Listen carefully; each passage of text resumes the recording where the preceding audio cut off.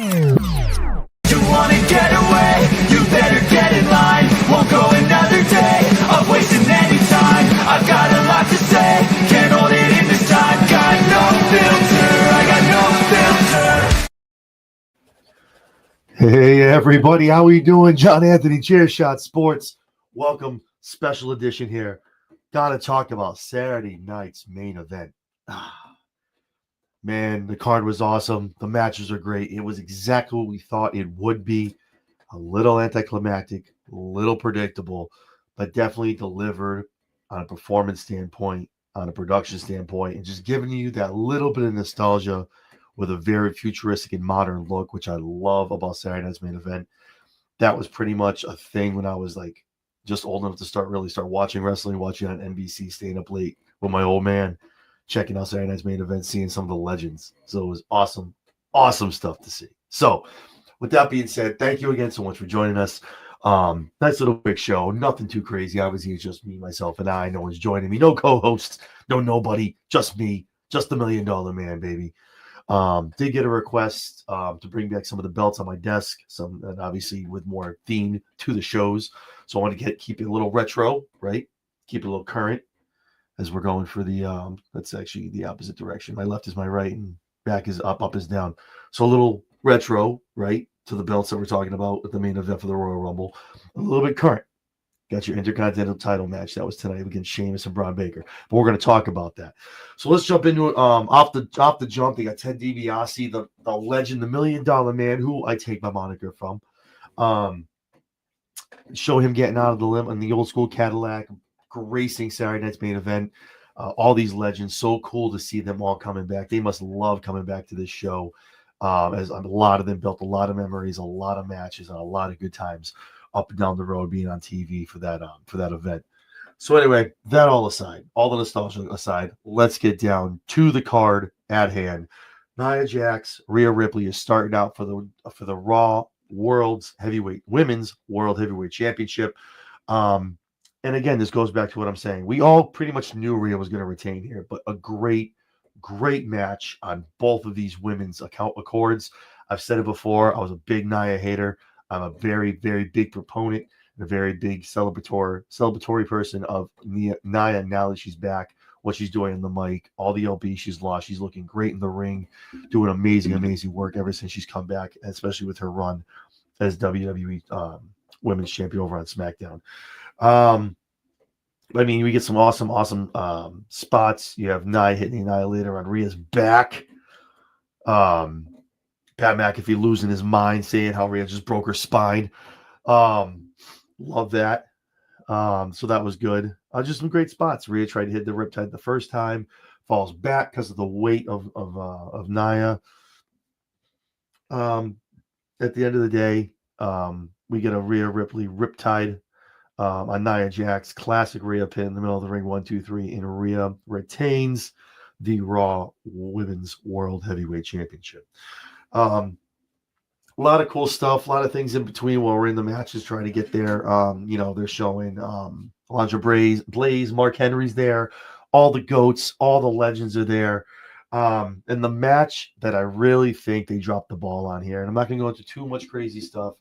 Again, I want to do this live. It's a little late. I didn't really think a lot of people would be seeing it, but please, in the comments, please let me know if you see this on X.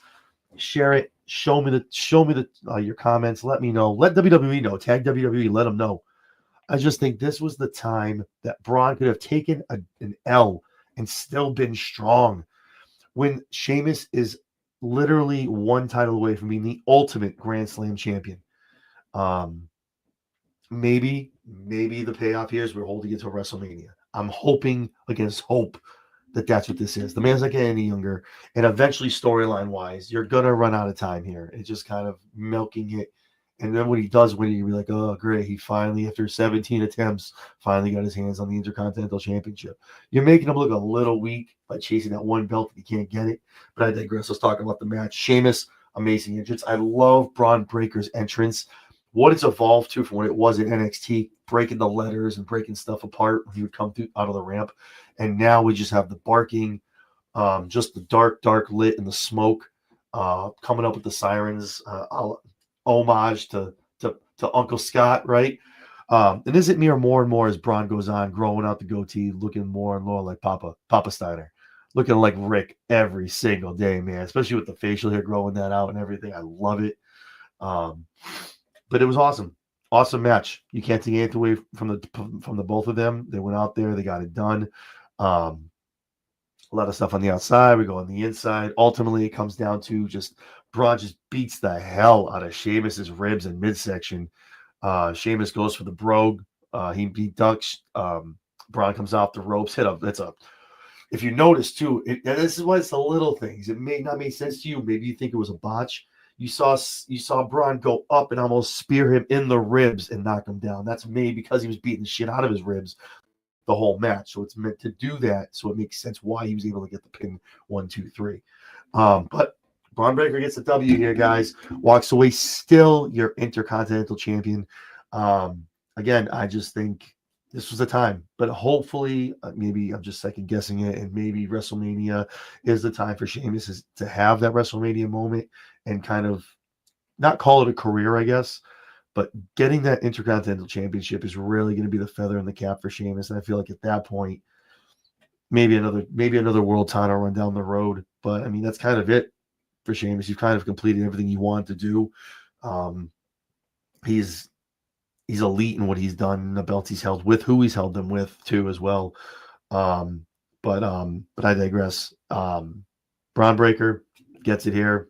Hats off. A good call, great match, but I really think Sheamus could walk away here. And then before we go into the Cody and the KO signing, right, with Shawn Michaels, the reason I also wanted to see a title change, a meaningful title change, right, is Saturday Night Main Event worth watching? And that's not a question I'm asking myself and the wrestling fans that watch Raw, SmackDown. If you're watching Netflix, you're watching USA, you're watching CW, you're watching it on a regular basis. You're like, yeah, I watch the product, of course. But you're going to take time out of your Saturday night from 8 to 10, once every 3 months, to watch a card that they're going to put together with title matches and things like that. They need to stick to like non-title singles matches where you're kind of up in the air. Maybe someone wins it. This is why. Like, and we'll talk a little bit about with the Strowman and the Jacob Fatu match. But you want there to be some kind of title changes, right? You want there to be a reason to tune in. If this is just a glorified house show, and I'm not taking anything away from the wrestlers, I'm not taking anything away from WWE, the production value, any of that.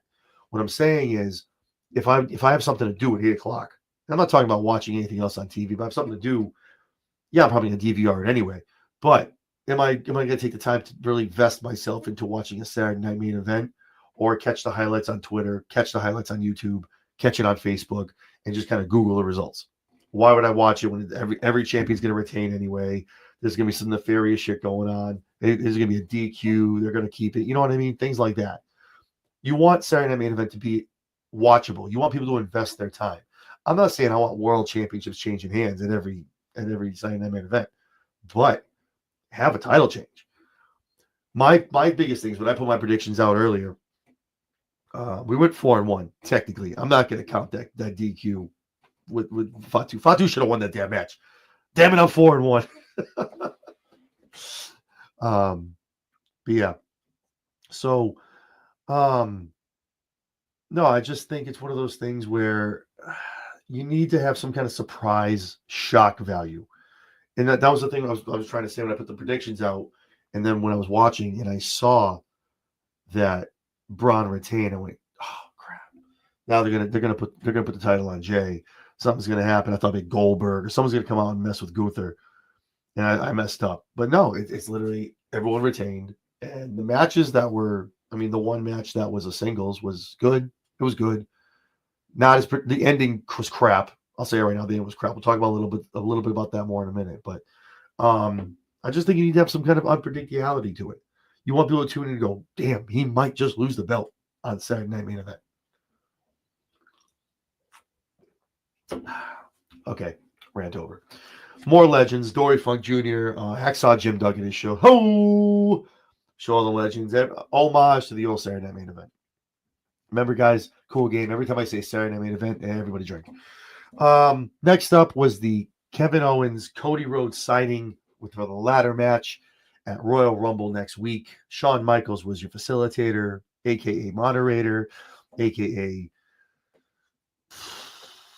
deacon of justice, whatever you want to call him. He's just supposed to be the calming force, the calming winds to get these two to sign a contract. Like their own not like their general manager Nick Aldis can get these two to sign a contract because that's their job and that's their manager. But no, it's fine. Just have Shawn Michaels come up from NXT. He'll take care of it. But it was awesome to see him in his hometown of San Antonio. Great pop. I'm sure it was fun to hit for him to be out front of the fans as well. Shout out to Kevin Owens' Cody Sucks Egg shirt. For those of you who don't know, that's some long-standing stuff with the Rhodes family. That shirt has some homage. Google it. Take a look at it. Dusty had that kind of. It was that was an homage. I got to give KO's shirt game is unmatched and undefeated, and he's coming out in these Bret Hart like pullovers are tough. Man, KO gets it done, man. Can we talk? And we could talk. We just go back talk about SmackDown too, like. KO coming out in his opponent's wife's like merchandise. Kevin's a dirty man, bro. I love it. I love it, man. I'm telling you, if you take a look at our Royal Rumble predictions that I had this past week, I'm telling you, I need me some heel Owens with that championship belt. We'll talk a little bit about that more this upcoming Tuesday. Myself, Vinny, and Mike will be getting together, and hopefully a special guest to chime in and talk about the Royal Rumble and our predictions for that. So it was a great signing. Sean pretty much is like, guys, sit down. No, you don't want to sign. You don't want to sit. That's fine. I dig it. You're going to sign it anyway.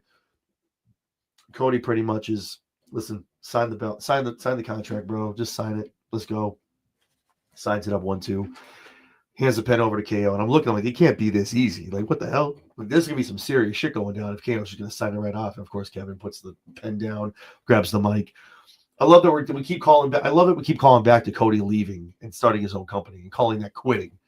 I guess he quit. I mean, he did because he didn't like Stardust, but like he only started like another promotion that's now still thriving almost 6 years later. Like, not really. It's not really a hit, but I get it. So yeah. We talk about that. Cody's pretty much like, shut the hell up. I don't talk about the past anymore. Just sign a damn contract. I want to be done with you. I want to be done with this. So I want to have the match on Saturday. Call it a day. I'm the undisputed champion. And I focus on whoever the hell is going to win this Royal Rumble and who I'm going to face at WrestleMania 41. Kevin Owens like, you know what?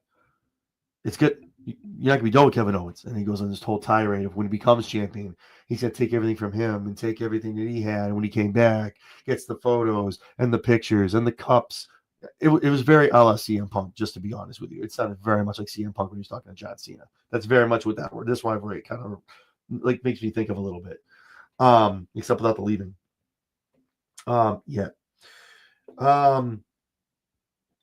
Almost there, almost the whole way, and then HBK's got to be like, "Why do you sound so jealous? You just sound jealous." And of course, KO goes in on HBK about giving this belt more prestige than he ever did. And how he quit too, and how he'll never lose his smile if he becomes champion. Again, best stuff I've seen since Kevin Steen Ring of Honor. Big ups to Kevin Owens, man. I'm telling you, this man is putting in the work. I did see something that was interesting though, and WWE does this sometimes. We all know what the stipulation of the ladder match is, right? I don't even think they put the rules up anymore when Money in the Bank comes around for the men or the women. Okay, but if you look, and this is an idea I had, and I really hope this doesn't happen because I want to see this end at Rumble and have either one go on another separate path and go in their separate ways. They had to make sure they emphasize that the champion or the participant has to grab both championships to become the undisputed WWE champion. Why do we have to say that? That's clearly why it's on one of the hangers. That's why they're doing this. Who's going to go up and grab one and become a champion? That leads me to believe something's going to happen. KO's going to grab the actual undisputed. Maybe Cody goes up and now they reverse roles.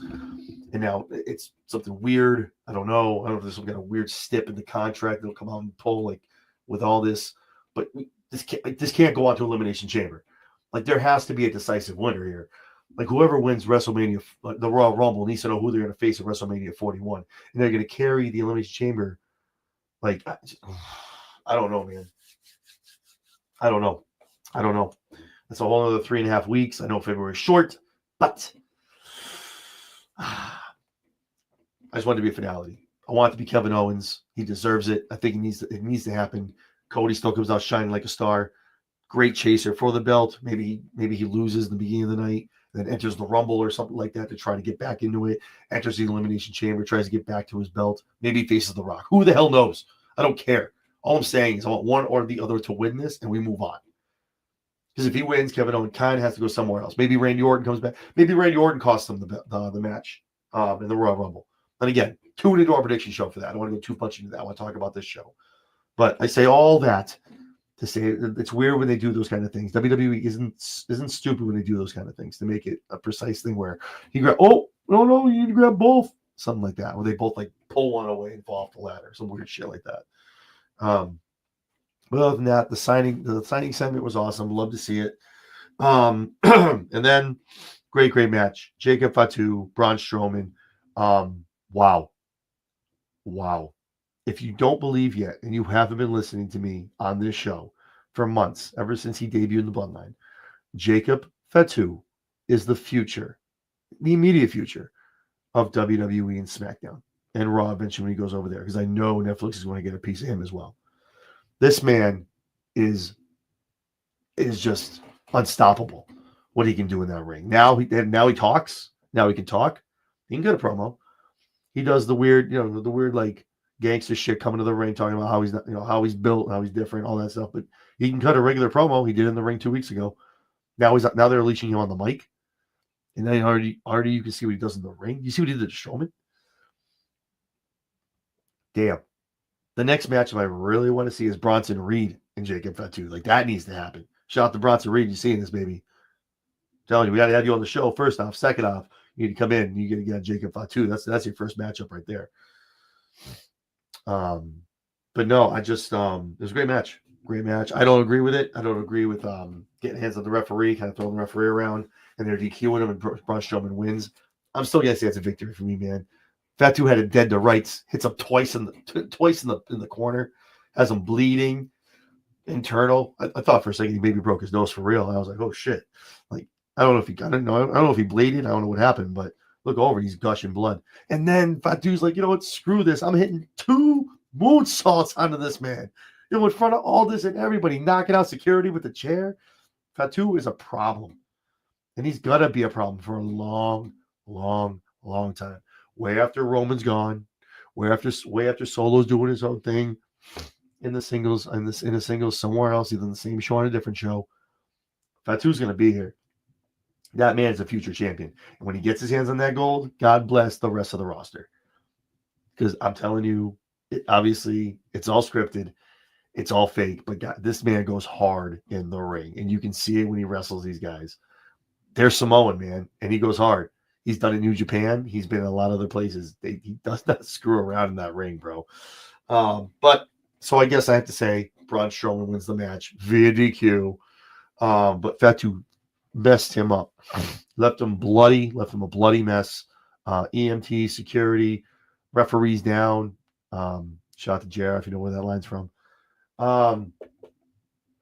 So yeah, I think Fatu needed a win here, but again, it's him getting a loss, but still like looking very, very, very strong. But also not giving Strowman an L. But yeah. But that was good to see. And obviously Tama Tonga had to come out, kind of talk him off the ledge. Where's Tagovailoa? I don't think he's injured. I just think he kind of fell in the cracks. But right now, Tama Tonga is the guy out there, kind of the tag team right now going at it. Going forward, I should say, taking on everybody else. Yeah, and then we come to the Jey Uso Gunther match. 5 stars. 5 stars. I knew Gunther wasn't going to lose. I knew it. There was no way. But damn, did they make it. Damn, there's so many times when you thought Jay was going to get that 1, 2, 3. God, they're so good. I want to find out who produced that match. I need to know. Was it Michael Hayes? Who was it? But no, it was a great match. A lot of false finishes. Awesome moves. Gunther hitting moves after moves. Jay hitting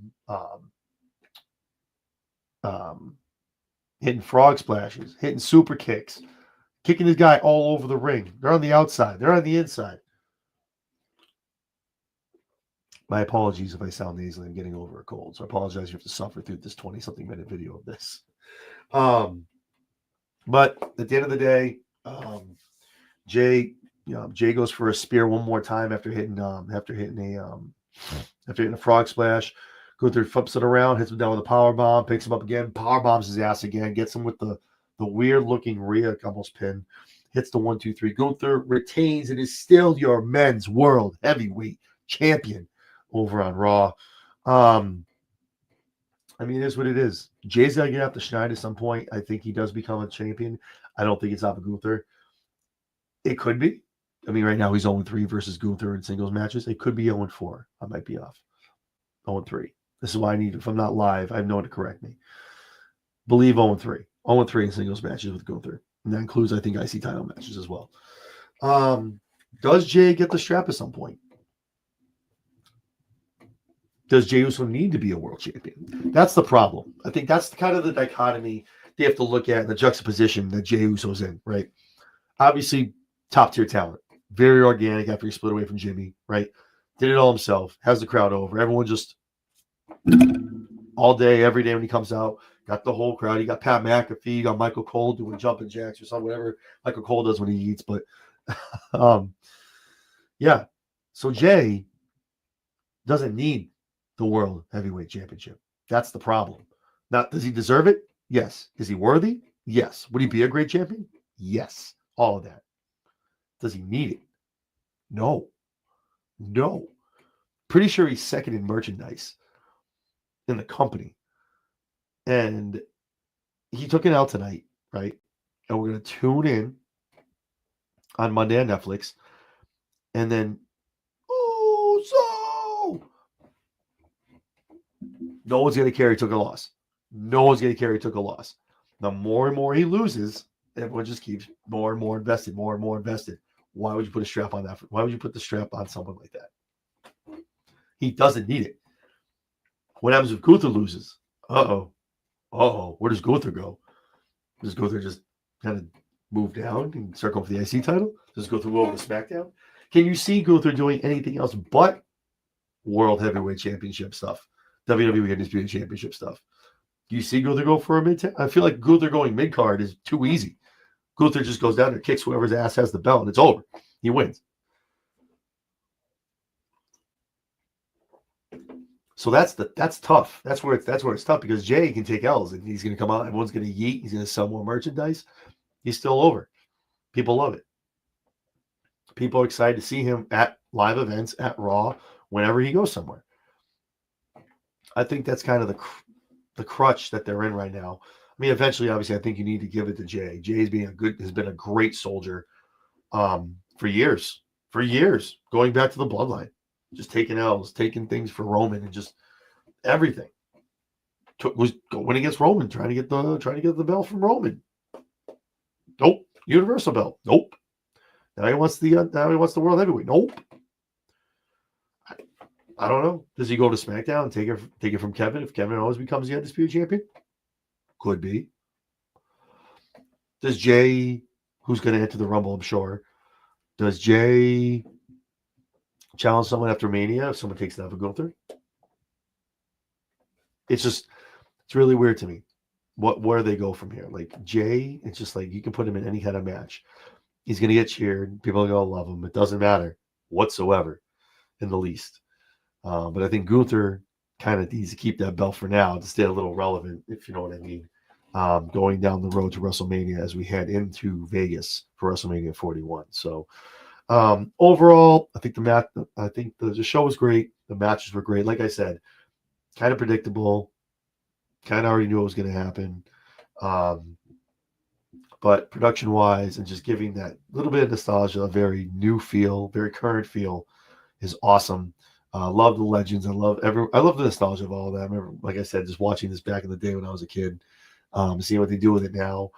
And shout out to Joe Tessitone too, like getting better every single week. Joe Tessitone, Jesse the Body, man. That man is dangerous with a live mic. Y'all gotta be careful, man. My man just calling out the mayor, talking about canceling schools. What are you doing? Like, stop.